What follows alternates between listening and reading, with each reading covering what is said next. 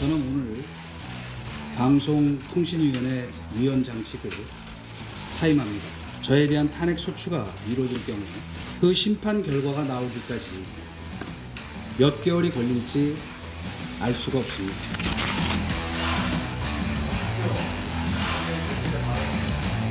전혀 예상하지 못했습니다.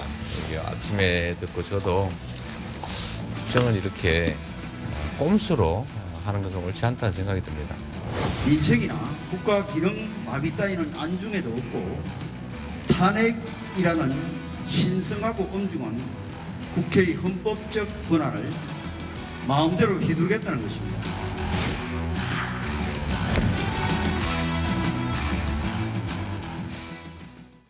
네, 스튜디오에는 이현종 문화일보 논설위원, 최진봉 성공회대 신문방송학과 교수, 박상규 채널A 개건 해설위원, 설주한 더불어민주당 법률위원회 부위원장 네 분 나오셨습니다. 안녕하십니까? 네, 안녕하십니까.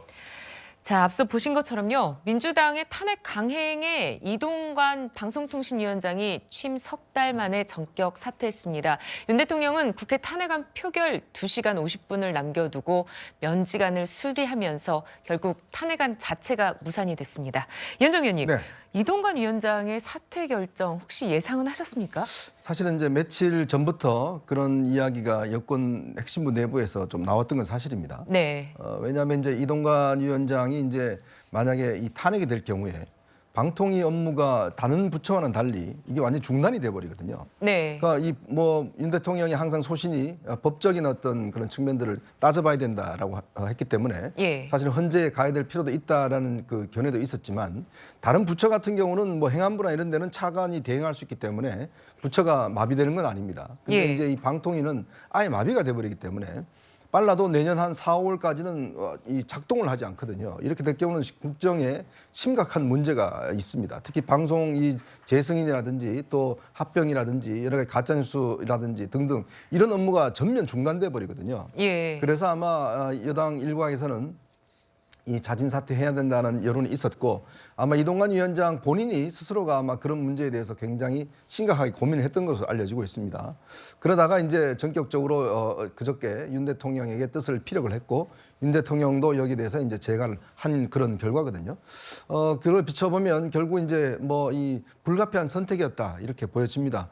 예. 아무래도 이제 이 대통령의 국정 운영이 지난 강서구청장 보궐선거 이후에 어쨌건 간에 국정 운영 자체는 정상적으로 좀 가져가야 된다는 그런 지적들이 있었고 최근에 이제 대통령실 개편이 있었지 않습니까?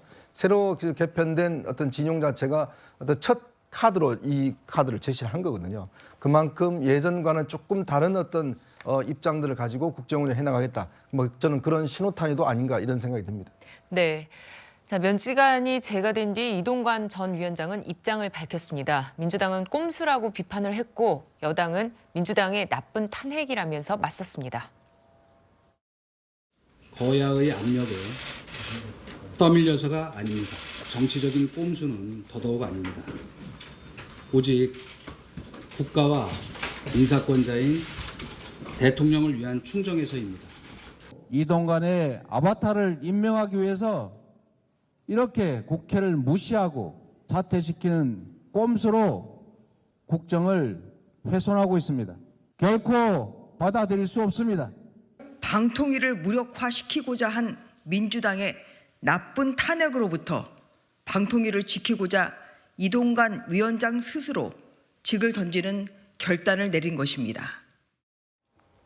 네, 이 전 위원장 대통령을 위한 충정에서 한 선택이다 이렇게 얘기를 했네요. 자, 설주한 변호사님, 네. 민주당은 좀 허를 찌른 분위기다 이렇게 보고 있는데 민주당 앞으로 어떻게 대응을 하게 되겠습니까? 뭐 허를 찔렸다라고 보기에는 저는 뭐 그렇게 완벽하게 허를 찔린 것은 아니라고 생각을 하고요. 뭐 네. 저조차도 예상을 하고 있었고 아마 저는 이재명 대표가 전혀 예상하지 못했다라는 표현은 설마 이렇게까지 할까? 어떤 방통위원장이라는 정말 국가 시스템에서 방송통신 사업이라든지 이러한 부분에서 관장을 하는 어떤 국무위원급이거든요. 그렇다고 예. 한다면 이렇게 그냥 국회에서 탄핵을 하는데 이렇게 가볍게 대통령께서 재가를 하실까? 뭐 사의 표명이야 할 수 있겠지만은 그렇기 때문에 이런 국가 시스템을 너무 농락하듯이 이렇게 하는 모습까지는 예상하지 못했다라고 저는 말씀하신 거라고 생각을 하고 네. 민주당으로서는 향후에 어떠한 또 방통위원장 후보자에 대해서 추천이 들어온다고 한다면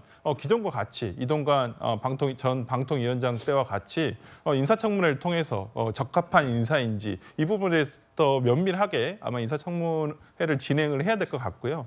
저는 무엇보다도 저는 대통령께서 결자해지를 하셔야 된다. 그러니까 지금의 어떠한 그 방통위가 마비될 것을 우려해서 이동관 방통위원장이 사퇴를 하신 부분은 방통위원회를 정상으로 맞춰놓으면 됩니다. 네. 방통위원장 1명, 그다음에 여야 추천위원 2명. 그래서 총 5인의 체제가 이루어진다고 한다면 방통위원장이 탄핵을 되더라도 예를 들어서 대행 체제로 갈 수 있거든요. 그렇다고 한다면 지금의 어떤 방통위원회를 임명조차도 하고 있지 않으신 것은 전 대통령께서 이 부분을 정상화시키시는 것이 급선무다. 저는 그렇게 봅니다. 네. 자, 이 전 위원장이 사퇴를 하면서 방통위는 이상인 부위원장 직무대행 체제로 가게 됩니다. 상임위원 1명으로는 중요 안건 의결이 불가능해서요. 업무 공백을 줄이기 위해서 후임 인선을 하게 될 것으로 보이는데 박상규 의원님, 지금 물망에 오르는 사람들은 누굽니까? 네. 뭐 우선 이상인 부위원장이 네. 업무에 정통하고 지금까지 현안을 꿰뚫고 있다는 점에서 이상인 부위원장을 위원장으로 승격하는 방안이 우선 유력하게 검토되고 있는데 네. 논란이 있잖아요. 변호인을 한 것을 둘러싸고 야당이 여사를 김건희 여사 변호인 출신이다 이런 그 문제를 제기하고 있기 때문에 이것도 좀 이제 고려 카드 중에 하나긴 하지만 새 인물을 좀 고르자 이런 측면에서는 검사 출신이죠. 대검 중수부장도 지내고 김홍일 권익위원장의 카드 또 네. 이미 국민의힘 몫으로 방통위 상임위원으로 내정돼 있는 이진숙 전 대전 MBC 사장 등의 카드가 고려되고 있습니다. 대통령이 어떤 그 카드를 위원장으로 보임하고 또 그렇게 되면 또 이제 상임위원을 누구를 앉힐 것이냐 이런 점에서 여러 가지 얘기가 나오는데 앞서 그 이제 5인 체제를 설주한 변호사 말씀하셨는데요. 그게 사실은 그 최민희 전 의원을 방통위의 상임위원으로 추천한 것을 대통령이 제거하지 않았잖아요. 그게 뭐 왜 그러냐 여기 논란을 떠나서 그러니까 야당이 사실은 거기에 화답해서 다른 인물을 하면은 대통령이 야당 목도 하나 더 임명하고 추가여도 임명하고 이래서 그 아주 부드럽게 5인 체제가 구성이 되는데 여기에 대해서 이제 거부하면서 일이 꼬이기 시작한 거예요. 사실 그런 것이 있고 또 하나 예. 지금 이 사태를 사자성어로 말해서 축개망이다 이렇게 보는 분들이 있습니다. 닭 쫓던 개가 지붕, 즉 울타리를 쳐다본다 이런 얘기인데 결국 홍익표 원내대표 이런 얘기했습니다.